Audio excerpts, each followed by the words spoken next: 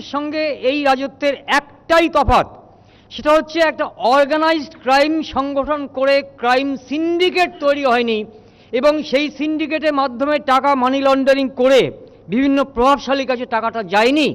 This is the difference between the Bamfront regime and the present regime. বামফ্রন্টের সময় definitely এটা individual হয়েছে, পিসমিল হয়েছে, আর এটা একটা প্রাতিষ্ঠানিক রূপ পেয়েছে এই রাজত্বে। এবার প্রশ্ন উঠতে পারে, তাহলে প্রশাসন কি ঘুমোচ্ছিল? না, প্রশাসন এই ক্ষেত্রে আমি আপনাকে বলবো, দেখবেন যখন ক্রিকেট মাঠে ফার্স্ট বল যখন কোনো বোলার, ওয়েসলি হলের মতো কোনো বোলার যখন ফার্স্ট বল করবেন, তখন হয় আপনাকে ডাক করতে হবে অথবা হুক করতে হবে। হুক আর ডাক, এই তৃতীয় বিকল্প হচ্ছে ওই নরি কন্ট্রাক্টরের মাথার খুলিটা যেমন উড়ে গিয়েছিল, দ্যাট ইজ দি থার্ড বিকল্প। এখানে মমতা ব্যানার্জি সরকার জাস্ট প্রতিবার ডাক করে গেছেন, মাথা নিচু করে গেছেন।